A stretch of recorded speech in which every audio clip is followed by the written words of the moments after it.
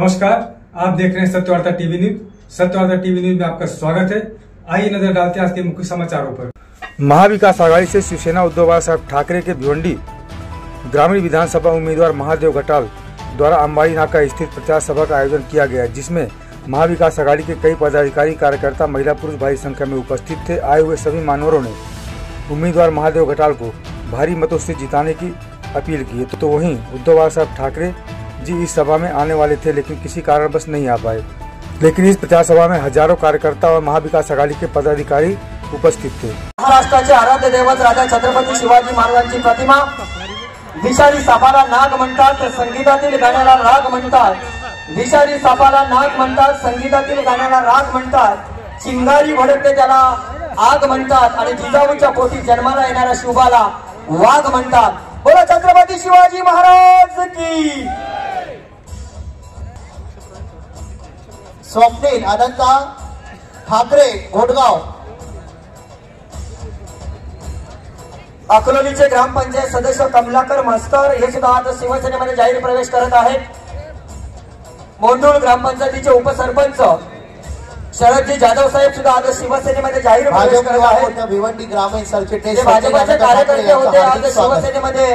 अशा 50-50 खोके घेऊन साईडला होऊन या महाराष्ट्रामध्ये महायुतीने सरकार खोकेबाज सरकार केली आणि त्या खोकेबाज सरकारमध्ये आम्ही सर्वात मागच्या वर्षी ज्या वेळेला कृषी उत्पन्न बाजार समिती निवडणूक असताना महाविकास आघाडीचे सर्व नेते आम्ही एकत्र बसत होतो आणि त्या वेळेला खरोखर शिवसेना त्या तळागाळामध्ये जेव्हा निवडणूक येतो ती खरोखर निवडणूक ते त्यांच्या म्हणजे तळागाळामध्ये जर संघटना आणि निवडणूक जर आली तर खरोखर ते शिवसैनिक त्यावेळी तळमळीने काम करत असतात। आणि काम करत असताना काही शिवसैनिकांनी सांगितलं की 2014 आणि 2019 मध्ये शांताराम मोरे यांना आम्ही कोणी शातार प्रमुख असेल त्यांनी 5000 रुपये दिले, कोणी प्रतिनिधी असेल, कोणी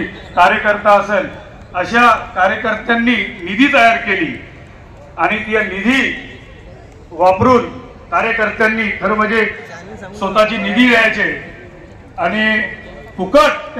पण बाळामामा आपला पायगुण चांगला आहे, आपला पायगुण चांगला आहे। गेले अनेक वर्ष ज्या रस्त्याची आम्ही अतिशय आतुरतेने वाट पाहत होतो, आपल्या पायगुणाच्या निमित्तानं हा रस्ता 801 कोटीचा तयार होतोय। लोक श्रेय घ्यायला तयार आहेत। आजकाल श्रेयच घेतात, दुसरं काही घेत नाही। 1500 रुपये माझ्या माता भगिनीला देतात आणि त्याच्यावर इव्हेंट साठी 15 कोटी खर्च करतात। हे सरकार आम्हाला मान्य नाही आणि त्यामुळे आमचा उमेदवार जो आहे, आमचा हक्काचा उमेदवार आहे महादेवजी घाटाळ, आदिवासी सेवक पुरस्कार प्राप्त राज्य शासनाचा पुरस्कार ज्यांना मिळालेला आहे, ज्यांनी सातत्यानं या भागातल्या, या मतदारसंघातल्या आदिवासी, कुणबी, आगरी सगळ्या समाजांना एकत्र घेऊन महाराष्ट्र हिताचा विडा जो आमच्या पक्षप्रमुख उद्धव साहेबांनी स्वीकारलाय, त्यामध्ये समर्थपणे हात देण्याची ताकद ज्यांनी निर्माण केले ते महादेवजी घाटाळ। एक असा चेहरा जो सर्वांच्या मदतीला येतो। मी सातत्यानं म्हणतो की आमदार कसा असला पाहिजे, त्या आमदाराच्या दारावर जाताना आपल्याला भीती वाटता कामा नये।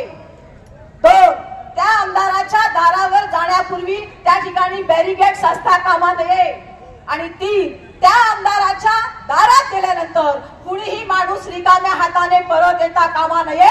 मला असं वाटतं महादेवजी घाटाळ हे या प्रकारचं नेतृत्व आज भिवंडी ग्रामीणच्या माध्यमातून आपल्या सगळ्यांना मिळालेलं आहे। मला कल्पना आहे साहेब येणार आणि हेलिकॉप्टरने येणार म्हणून त्या आपल्या सभागृहात बसलेल्यापेक्षा जास्त माणसं ही अंबाडी नाक्यापासून अशी बाहेर सगळी उभी आहेत। हेलिकॉप्टरची वाट पाहतात आणि हेलिकॉप्टर आलं की मग आम्ही आत येऊ असं ते म्हणतात। परंतु लवकरात लवकर आपली साहेबांची भेट होईल। महाविकास आघाडीच्या नेतृत्व करत असताना सन्माननीय उद्धव साहेबांना भिवंडी ग्रामीणचा खणखणीत चेहरा, हे खणखणीत नातं तुम्ही आम्ही देणार आहोत की नाही? हात वरती करा देणार असाल तर। आम्ही जर हा मुद्दा उचलून आमच्या भिवंडी आमदार मधून महादेव घाटाळ यांना निवडून आणलं तर पुढची 5 वर्ष खासदार म्हणून आमचे सन्मान्य बाळामामा आणि आमदार म्हणून आमचा हक्काचा माणूस महादेव घाटाळ या ठिकाणी आपल्या सर्वांच्या अडचणींसाठी, आपल्या सर्वांचे प्रश्न सोडवण्यासाठी काम करतील याची मला खात्री आहे। पुनश्च एकदा महाविकास आघाडीच्या माध्यमातून लढणाऱ्या माझ्या सगळ्या रणरागिणी माता भगिनी आणि त्याचबरोबर माझे सगळे बंधू यांना मनापासून या लढाईच्या, या रणसंग्रामाच्या शुभेच्छा देते।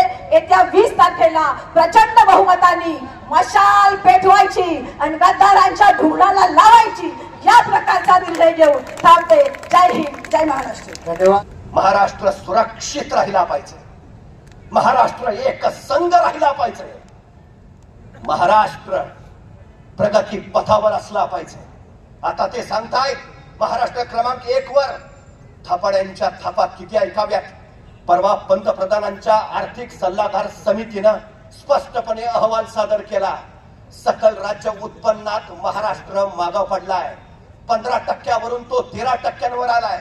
दरडोई उत्पन्नामध्ये गुजरात कितीतरी पुढे गेलाय, तेलंगणा, कर्नाटक, तामिळनाडू ही सगळी राज्य महाराष्ट्राच्या पुढे गेलीत। आता बदल करावा लागेल। उद्योग क्षेत्रामध्ये महाराष्ट्र क्रमांक 1 करण्यासाठी आता बदल करावा लागेल। शेतकऱ्यांना हमी भाव देण्यासाठी आता बदल करावा लागेल। इथल्या मजुरांच्या घामाचं दाम त्यांना मिळण्यासाठी आता बदल करावा लागेल। महाराष्ट्र सुजलाम सुफलाम करण्यासाठी आता बदल करावा लागेल। या महाराष्ट्राच्या जनतेला सुखाचे दिवस येण्यासाठी बस उद्धवजी ठाकरे त्या चिठ्ठीनं उभा आहेत। जे जे महाराष्ट्रातून गेलं ते ते परत आणणारच आणि या महाराष्ट्राला प्रगती पथावर नेणारच हा बाणा घेऊन उद्धवजी ठाकरे उभा आहेत। ज्या वंदनीय हिंदू हृदय सम्राट शिवसेना प्रमुख बाळासाहेब ठाकरेंनी अनेकांना रस्त्यावरनं नेऊन पद दिली, मंत्री पद दिली, त्या हिंदू हृदय सम्राट शिवसेना प्रमुख बाळासाहेब ठाकरेंच्या पुत्राला ज्यांनी महाराष्ट्र प्रगती पथावर नेला त्यांना मुख्यमंत्री पदावरनं खाली उतरवलंय। महाराष्ट्राची प्रगती करणाऱ्या उद्धवजी ठाकरे यांना मुख्यमंत्री पदावरनं खाली उतरवणाऱ्यांना सत्तेवरून खाली खेचल्याशिवाय एकही शिवसैनिक स्वस्थ बसणार नाही।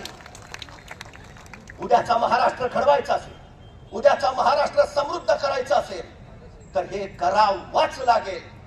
ज्या मशालीनं छत्रपती शिवाजी महाराजांनी स्वराज्याचं अग्निहोत्र पेटवलं, ज्या मशालीनं आई जगदंबे पुढे महाराष्ट्र धर्माचं साकडं घातलं, ज्या मशालीनं स्वातंत्र्य चळवळीमध्ये क्रांतीच्या ज्वाळा निर्माण केल्या, ती मशाल धगधगती राहायला हवी, ती मशाल पुन्हा एकदा पेटायला हवी। भिवंडी ग्रामीण मध्ये महादेव घाटाळांचा विजय करून ही मशाल पुन्हा प्रज्वलित करायला हवी, जी सगळ्या अंधकाराचा नाश करेल आणि महाराष्ट्र पुन्हा समृद्ध करेल। मला खात्री आहे आपण ते करणारच। जय महाराष्ट्र। आगे बढ़ो, हम तुम्हारे साथ हैं। घाटाल साहेब आगे बढ़ो, हम तुम्हारे साथ हैं। आगे बढ़ो, जिंदाबाद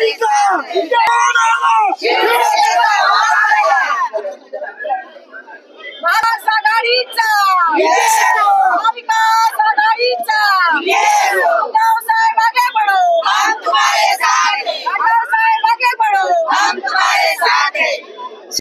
स्थानिक प्रश्न तर मी म्हणते या भागात आज या मीटिंगला आलेल्या प्रत्येक कार्यकर्ता ज्या रस्त्याने आलेला आहे तो रस्ता हे गेले अनेक वर्षाचं दुखणं आहे।